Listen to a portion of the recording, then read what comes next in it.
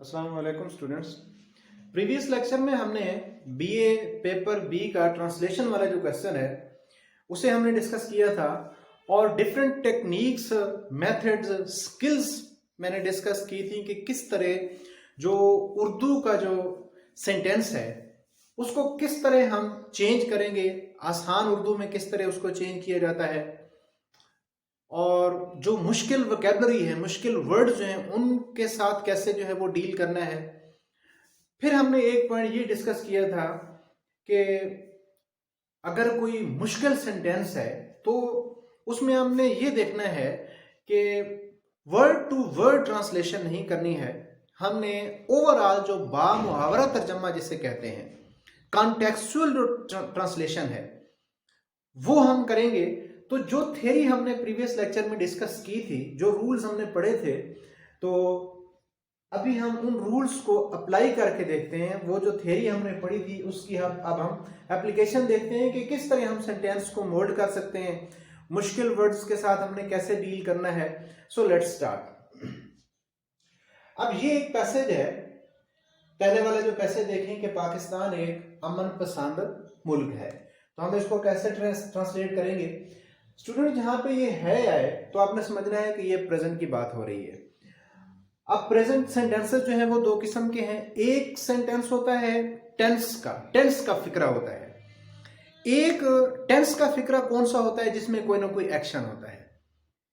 याद रखें, ऐसा फिक्रा जिसमें कोई ना कोई एक्शन हो रहा है, यानी जिसमें कोई एक्शन वर्ब है, वो किसी ना किसी टेंस का फिक्रा होता है। अगर किसी फिक्रे के अंदर कोई एक्शन नहीं है, सिर्फ एक स्टेटमेंट है, एक इंफॉर्मेशन है, तो फिर वो टेंस का फिक्रा नहीं होता है। वो कौन सा होता है? सिंपल सेंटेंस होता है। अब इसमें देखें कि पाकिस्तान एक अमन पसंद मुल्क है। इसके अंदर इस सेंटेंस में कोई काम हो रहा है, कोई एक्टिविटी, कोई एक्शन, इसमें कोई एक्शन नहीं है, लिहाजा ये टेंस का फिक्रा नहीं है। जो 12 टेंसेज हैं उनमें से ये किसी का भी नहीं है। अगर इस सेंटेंस के अंदर कोई ना कोई एक्शन वर्ब होता तो फिर जो 12 टेंसेज हैं उनमें से कोई ना कोई टेंस होता यहाँ पे। तो ये एक सीधी सीधी इंफॉर्मेशन है, एक स्टेटमेंट है कि पाकिस्तान एक अमन पसंद मुल्क है। इसमें कोई भी एक्शन वर्ब नहीं है, लिहाजा ये टेंस का फिक्र नहीं है, ये सिंपल सेंटेंस है। और सिंपल किस जमाने को ये डिस्कस कर रहा है? ये सिंपल प्रेजेंट की बात हो रही है, यानी है या है जहां भी है तो आपने ये देखना है कि ये प्रेजेंट की बात हो रही है। तो आइए इसे ट्रांसलेट करते हैं कि पाकिस्तान एक अमन पसंद मुल्क है। सबसे पहले आप देखा करें कि सेंटेंस के अंदर सब्जेक्ट कौन सा है। सब्जेक्ट कैसे ट्रेस किया जाता है? यानी सेंटेंस में दो चीजें होंगी। कल हमने डिस्कस किया था, एक जिसके बारे में बात हो रही है उसे हम सब्जेक्ट कहते हैं, और जो कुछ उस सब्जेक्ट के बारे में कहा जा रहा होता है उसे हम प्रेडिकेट कहते हैं। अब इस सेंटेंस में देखें, यानी जिसके बारे में बात हो रही होती है वो क्या होता है? सब्जेक्ट होता है। अब इस सेंटेंस में देखें कि किसके बारे में बात हो रही है? पाकिस्तान के बारे में। सब्जेक्ट है तो सब्जेक्ट हम सबसे पहले लिखेंगे, या इतना याद रखें कि सब्जेक्ट जो है वो वर्ब से पहले आता है। पाकिस्तान लिखें,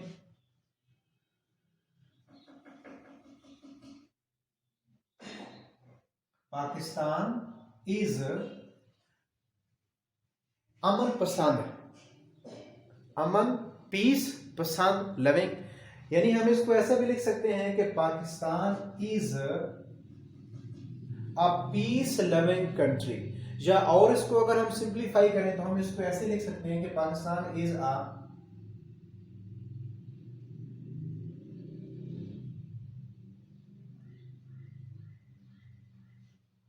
peaceful country. Peace loving actual word है, लेकिन पीसफुल के भी वही मानी है जो पीस लविंग के हैं। देखिए सेंटेंस चेंज किया है हमने, लेकिन उसका मफहूम जो है वो चेंज नहीं हुआ है। तो हमने क्या लिखा कि Pakistan is a peaceful country, full stop. दूसरा सेंटेंस देखें, हम अपने हमसायों से हमेशा दोस्ताना ताल्लुकात रखना चाहते हैं। सब्जेक्ट सबसे पहले लिखें आप, वी, सब्जेक्ट जो है। अब इस सेंटेंस में देखें स्टूडेंट्स, इसको ट्रांसलेट करने का मसला नहीं है, मसला ये है, और हो सकता है ये पेपर में ना आए, मसला है आपको समझाना कि ट्रांसलेशन करनी कैसे है, मेथड, रूल बताना, ट्रिक्स बताना, टेक्निक्स, स्किल्स बताना। इसलिए मेरा जो फोकस है वो उसकी ट्रांसलेशन पे नहीं है, मेरा फोकस आपको समझाना है कि करना कैसे है ये। अब इस सेंटेंस में देखें कि पाकिस्तान एक अमन पसंद मुल्क है, इसमें पाकिस्तान इसका सब्जेक्ट है, लेकिन इस सेंटेंस में ये पाकिस्तान कोई काम कर रहा है नहीं कर रहा, लेकिन फिर भी ये सब्जेक्ट है। तो कौन सा सब्जेक्ट है? ये नॉन डूअर है। इस सेंटेंस में देखेंगे कि हम अपने हमसायों से हमेशा दोस्ताना ताल्लुकात रखना चाहते हैं। इसमें ताल्लुक रखना ये काम हो रहा है, और ये काम करने वाला कौन है? हम है। ये इसका सब्जेक्ट है, ये डूअर सब्जेक्ट है, तो हमने ये लिखा। यानी हम सबसे पहले सेंटेंस के अंदर देखेंगे कि इसमें काम करने वाला कौन है, यानी इसका सब्जेक्ट कौन है। अगर उसमें काम नहीं हो रहा तो फिर भी उसमें सब्जेक्ट तो होगा, और याद रखें अगर सब्जेक्ट होगा तो फिर उसके बारे में वर्ब भी एक होगा। तो हम चाहते हैं, वी वांट, रखना चाहते हैं, वी वांट टू हैव। मैं पहले लिख रहा हूं फिर आपको समझाता हूं कि वी वांट, इसमें हमेशा भी आ गया तो हमेशा को हम यहां पे लिख देते हैं कि वी ऑलवेज वांट, दोस्ताना, दोस्त, फ्रेंड से फ्रेंडली, ताल्लुकात, रिलेशंस,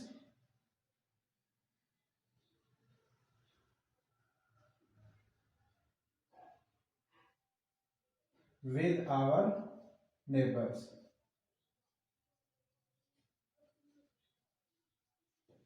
अब इस सेंटेंस में देखें कि हम इसको कैसे चेंज कर रहे हैं कि वी ऑलवेज, एक्चुअल ट्रांसलेशन क्या होगी? रखना चाहते हैं। We always want to have friendly relation.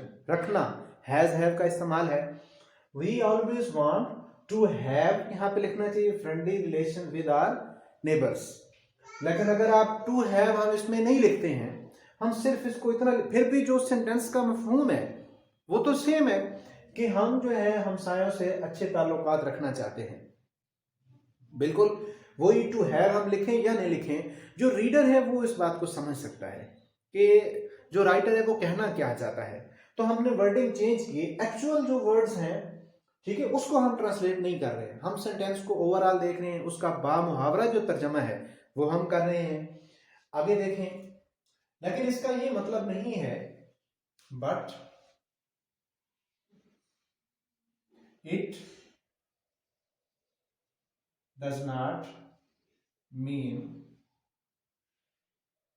This लिखते हैं, इट लिखते हैं, इससे कोई फर्क नहीं पड़ता। But it does not mean, लेकिन इसका ये मतलब नहीं है दैट, ये के आ जाए जहां पे तो आपने ऑलमोस्ट जो है या तो दैट लिखना नहीं है या के की इंग्लिश आपने दैट लिखनी है। इसका ये मतलब नहीं है कि हम अपने दिफा से गाफिल हो जाएं। इट डजंट मीन दैट गाफिल हो जाएं। क्या मतलब है? यानी हमें अपने दिफा से गाफिल हो जाना चाहिए। इस तरह के सेंटेंसेस गौर से समझें, आगे भी एक दो सेंटेंस आएगा तो जहां पे इस तरह की सिचुएशन बन रही हो तो वहां पे चाहिए आपने लगाना होगा। अब देखिए यहाँ पे है कि हम, इसका मतलब ये नहीं है कि हम अपने दिफा से गाफिल हो जाएं। कि उर्दू क्या होगी अगर इसको हम समझें, इसको अगर हम पैराफ्रेज करें, इसकी तशरीह करें, तो हम कहेंगे कि इसका ये मतलब नहीं है कि हमें अपने दिफा से गाफिल हो जाना चाहिए। चाहिए तो फिर शुड आएगा, तो हम कैसे ट्रांसलेट करेंगे? That it does not mean that we should, गाफिल हो जाना, वी शुड गाफिल हो जाना, निग्लेक्ट करना, इग्नोर करना, इनडिफरेंट होना, गाफिल, कि वी शुड इग्नोर, निग्लेक्ट भी लिख सकते हैं, we should ignore our defence.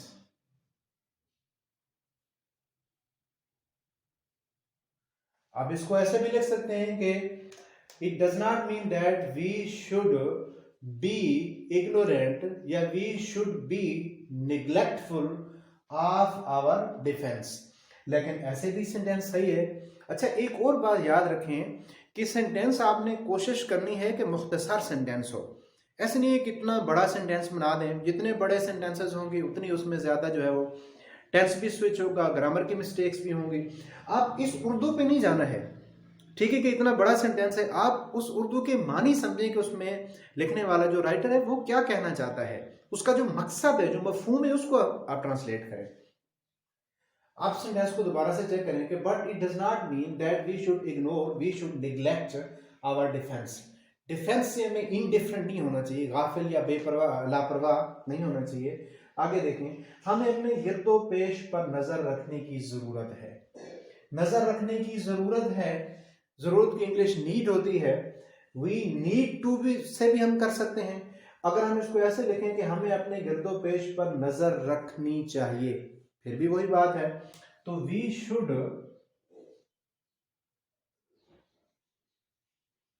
Keep an eye on our, गिरदोनवाह की क्या इंग्लिश होती है? सराउंडिंग होती है, ऑन आवर सराउंडिंग।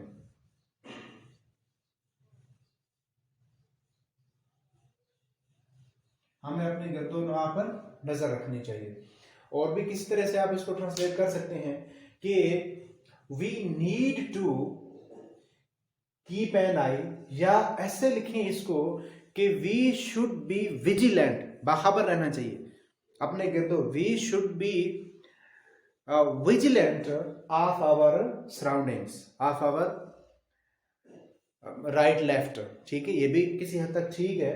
तो अब देखिए, सेंटेंस का जो मफहूम है उसको हम ट्रांसलेट कर रहे हैं। अब दूसरा सेंटेंस अगर हम ऐसे लिखें कि वी शुड बी विजिलेंट, तो विजिलेंट जो है वो मुश्किल वर्ड है, और एट दिस पार्ट अगर जहन में नहीं आ रहा, तो डियर स्टूडेंट्स, आपने क्या करना है, ट्रांसलेशन वाले क्वेश्चन को मुश्किल नहीं लेना है। मैं आगे टेंसेस भी डिस्कस करूंगा, जो प्रेजेंट के टेंसेस हैं ऑलमोस्ट उन्हीं में से ये आ जाता है। तो आपने इस क्वेश्चन से डरना नहीं है, इसको हैंडल करना है। कैसे इसको ब्रेक करना है सेंटेंस को। अगर लेंथी सेंटेंस है उसको आप ब्रेक करें। अब जहां पे यहाँ जैसे ये मैंने बताया कि गाफिल हो जाए, तो स्टूडेंट कहता है कि यार जाए जो है ये किस टेंस में जाएगा, ना तो ता थी आता है, ना चुका है चुके है, ना गागी गे आ रहा है, ना था थी थे, तो इसको हम कैसे ट्रांसलेट करें। तो आप इसके जो मीनिंग्स हैं उसको समझें कि इसका मकसद क्या है, उसको आप ट्रांसलेट करें। और सेंटेंस आपका मुख्तसर होना चाहिए, छोटा होना चाहिए। आगे देखते हैं, हमें इतना मजबूत होना चाहिए। अब देखें, चाहिए कि इंग्लिश जो है वो शुड होती है, हम इसको ऐसे लिखें कि वी शुड बी, हम मजबूत होना चाहिए, वी शुड बी स्ट्रांग। अब देखें, इसमें इतना आ गया, we should be so strong, हमें इतना मजबूत होना चाहिए कि कोई हमारी तरफ बुरी आंख से ना देख सके। अब बुरी आंख से देखने का क्या मतलब होता है कि कोई हमें नुकसान ना पहुंचा सके। देखिए, इसको ट्रांसलेट करें। अब उर्दू तो इतनी मुश्किल नहीं है, उस पर थोड़ा जहन पे, खोपड़ी पे जोर दिया जाए तो उर्दू की हमें समझ आ जाए। उर्दू की जब समझ आ जाती है तो आप आसान आसान वर्ड्स यूज करें। इसका क्या मतलब है, बुरी आंख से ना देख सके, यानी कोई हमें जो है वो नुकसान ना पहुंचा सके। तो कैसे ट्रांसलेट करेंगे कि we should be so strong that nobody या no one could, आप कैन भी यहां पे लिख सकते हैं, that no one या nobody could, नुकसान पहुंचाने की इंग्लिश क्या होगी, harmful, that no one could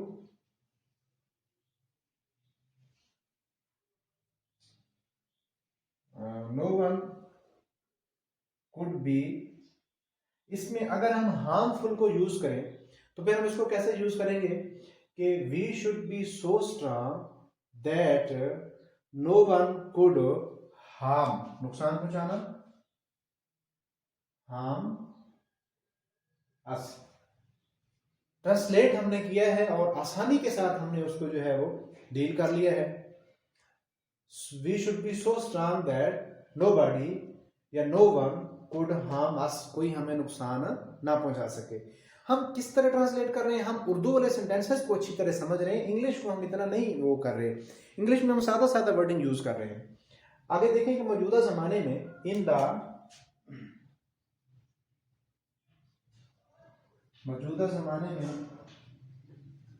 the present as, आसान है यहां तक। इन द प्रेजेंट एज मजबूत दिफाही अमन की जमानत है। जमानत की क्या इंग्लिश होती है? गारंटी होती है, और भी किसी तरह से हम इसको यूज कर सकते हैं। इन द प्रेजेंट एज मजबूत दिफा, मजबूत की इंग्लिश क्या है? स्ट्रांग है, पावरफुल है। स्ट्रांग हम पहले यूज कर चुके हैं, अब हम पावरफुल लिख लेते हैं।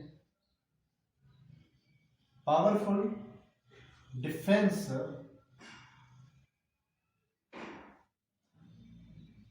is the symbol of peace। एक तो हमने ऐसे इसको लिखा कि मौजूदा दौर जो है उसमें डिफेंस जो है, अब ही है तो डिफेंस पे जोर दिया जा रहा है। ओनली भी हम यहां पे लिख सकते हैं कि only powerful defence can guarantee peace, या इसको ऐसे लिखें, is the symbol of peace. Peace की अलामत क्या, यही कहना चाह रहा है ना कि मौजूदा जमाने में मजबूत दिफा जो है वो किसकी अलामत है? अमन की अलामत है। कि मजबूत दिफा जो है, इस तरह स्टूडेंट्स हमने इस पैराग्राफ को डील किया। किस बुनियाद पे हमने डील किया? हमने सिर्फ और सिर्फ जो उर्दू के सेंटेंसेस हैं उसको समझने की कोशिश की है। और उर्दू के सेंटेंसेस इतने मुश्किल नहीं होते। मुश्किल क्या चीज़ है? English vocab. स्टूडेंट का जो बेंट ऑफ माइंड है, जो सेट ऑफ माइंड है, वो इस क्वेश्चन को एक्सेप्ट नहीं कर पाता है। किस वजह से? क्योंकि इस तरह ट्रांसलेशन जो है वो समझाई नहीं जाती है। बुक्स में स्टूडेंट देख रहा होता है कि ये पैराग्राफ में याद कर लूँ। यार देखें, ये लैंग्वेज है, जबान है, किसी भी जबान को याद नहीं किया जाता है, सीखा जाता है। तो इस तरह हमने पहला पैराग्राफ देखा। अब हम इसका सेकंड पैराग्राफ जो है उसको देखते हैं कि इसको हम कैसे ट्रांसलेट करेंगे। बिल्कुल उसी तरह हम सेंटेंसेस को हम ब्रेक करेंगे और ट्रांसलेशन करते हैं, वर्डिंग को हम चेंज करते हैं। इसका पहला सेंटेंस है कि जमहूरियत की कामयाबी के लिए जरूरी है कि आम लोग समझदार हों। फिर वही वाली स्टेटमेंट आ गई, जैसे ये स्टेटमेंट थी, ये सेंटेंस था। अब इसको हम कैसे शुरू करेंगे? जमहूरियत की कामयाबी के लिए, यानी जमहूरियत के लिए। अगर हम इसको ऐसे लिखें कि फॉर डेमोक्रेसी, जरूरी है। अगर इट से हम शुरू करते हैं तो और सेंटेंस जो है जरा साउंड सा हो जाएगा कि it is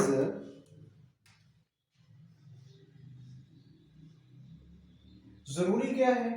necessary, must, essential, compulsory.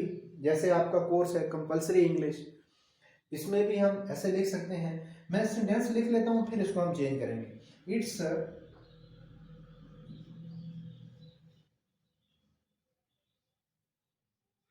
Necessary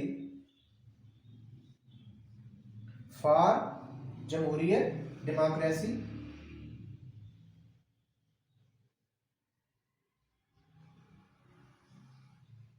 it's necessary for democracy that आम लोग, common public, common people, that common people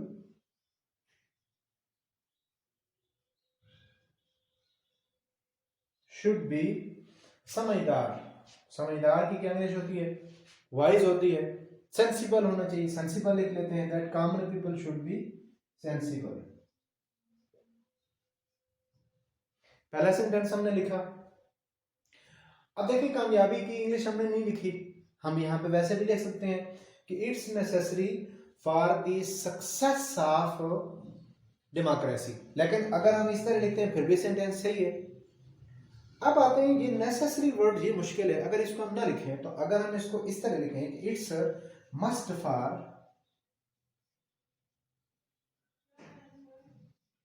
it is must for democracy that common people, common public should be sensible, should be wise. फिर भी sentence सही है। देखें हम इसको फिर ब्रेक करके सेंटेंसेस को समझ रहे हैं। अगर उर्दू के सेंटेंस को समझना जो है वो ज्यादा इंपॉर्टेंट है, इंग्लिश का इतना प्रॉब्लम नहीं है जितना समझा जा रहा है। आगे देखें, अब समझदार हूं, फिर स्टूडेंट समझेगा कि समझदार हूं की इंग्लिश तो होती है एम, जिस तरह आई एम अ टीचर, मैं टीचर हूं।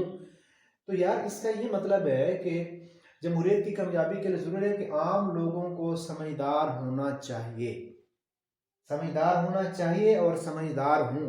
इस बैकग्राउंड में, इस कॉन्टेक्स्ट में दोनों के मानी सेम है। आगे देखें, और इनमें से बेशतर लिखना पढ़ना जानते हो। किन में से? ये जो आम लोग हैं इनमें से। एंड, अब एंड है तो हम इसको खत्म करते हैं। एंड बेशतर यानी कि maximum, most, and most of them, them मतलब इन लोगों में से, and most of them should be,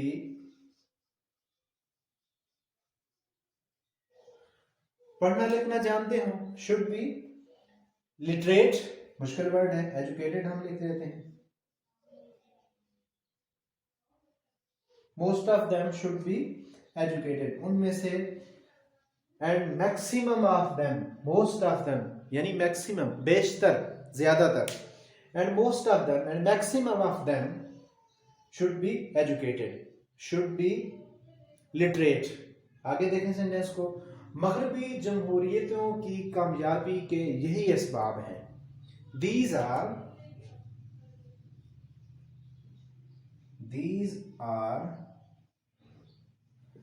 the causes, यही causes हैं, यही असबाब हैं, reasons हैं। These are the causes of, किसकी cause? Success. These are the causes of success. These are the causes of success of, these are the causes of success of democracies,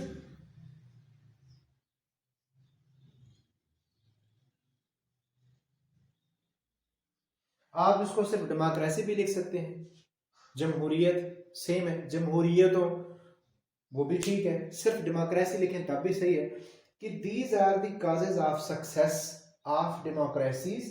कहां पे? इन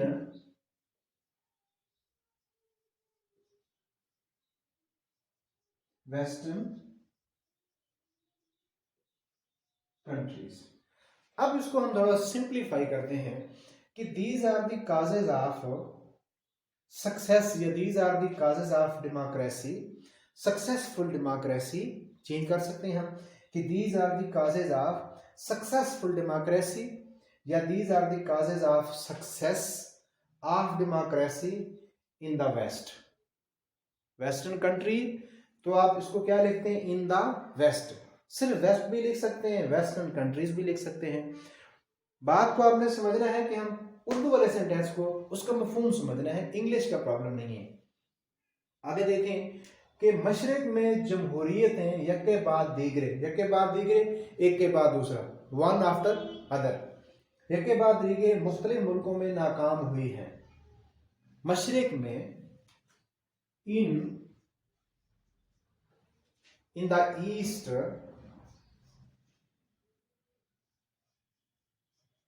इसको ई को बड़ा लिख दें तो भी ठीक है, अगर छोटा लिखें फिर भी मिस्टेक इसमें नहीं होती है।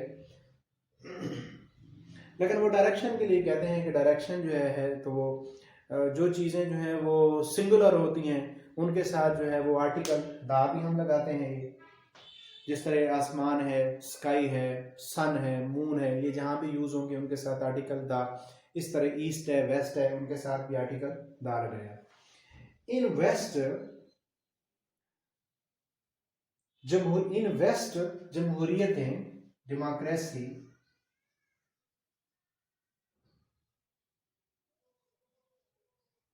डेमोक्रेसीज आर नाकाम हुई हैं, failed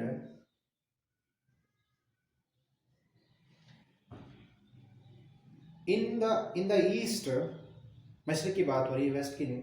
in the east democracies are failed, democracy जो है वो फेल हुई है। कहाँ पे? Democracies are failed one after other, one after other, एक के बाद दूसरा, एक के बाद दीगरे, यानी कंटिन्यूअसली भी हम यहाँ पे यूज कर सकते हैं। मैं सेंटेंस लिखूं फिर हम वर्ड्स की सिलेक्शन करते हैं कि in the east democracies are failed one after other इन मुख्तलिफ मुल्कों में, इन डिफरेंट कंट्रीज। अब इसको हम चेंज करते हैं कि in the east democracy is failed one after other continuously. One after other अगर हम नहीं लिखना है तो हम क्या लिखेंगे? In the east democracy is failed या democracies are failed continuously one after other continuously in different countries, different ममालिक में। तो देखें, उर्दू वाला जो सेंटेंस है उसको आपने ज्यादा फोकस करना, उसको समझेंगे तो इंग्लिश आपको पहले से आती है, उसका इतना मसला नहीं है। वोकैब का रोला ना बनाए कि वोकैब हमें नहीं आती है, बहुत मुश्किल है, सिर्फ उर्दू को आप फोकस करें। आगे देखिए कि बहुत कम ममालिक ऐसे हैं जहां जमहूरियत कुछ मुअस्सर साबित हुई है। देयर आर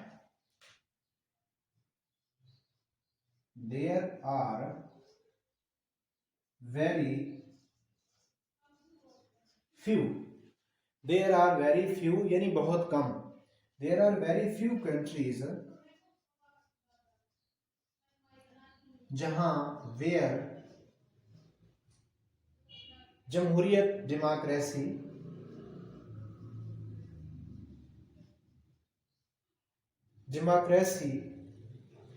प्रूव्ड कुछ मुअस्सर, प्रूव्ड इफेक्टिव कुछ मुअस्सर, to some extent,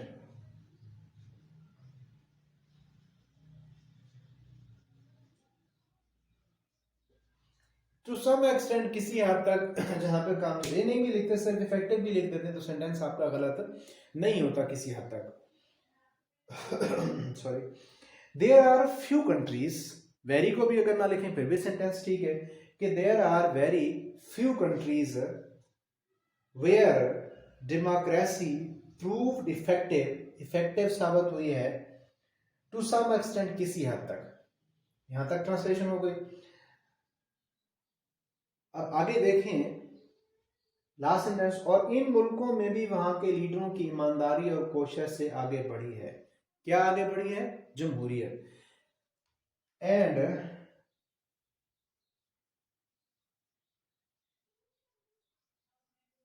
in these countries democracy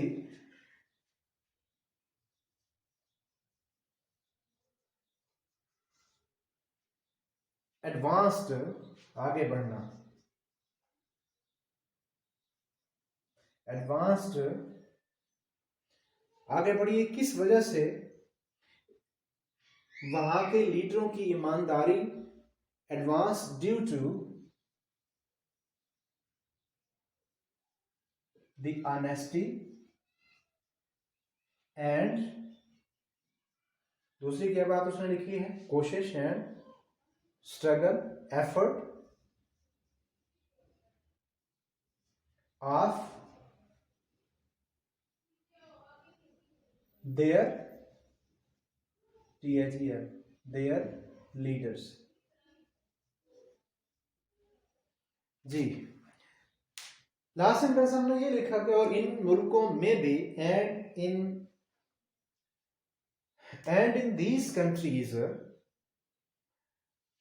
वहां के लीडरों की ईमानदारी और कोशिश से आगे बढ़ी है जमहूरियत बिकेम ऐसे भी लिख सकते हैं, या जमहूरियत एडवांस्ड या बिकेम एडवांस, दोनों तरह से सही है। तो स्टूडेंट्स देखें, हमने किसी हद तक काफ़ी बेहतर तरह से इसको ट्रांसलेट कर लिया है। अगर आप इतना भी पेपर में कर लेते हैं तो ये बहुत है, काफ़ी है, it's enough for the level of a student. अब हम आज के लेक्चर को कंक्लूड करते हैं।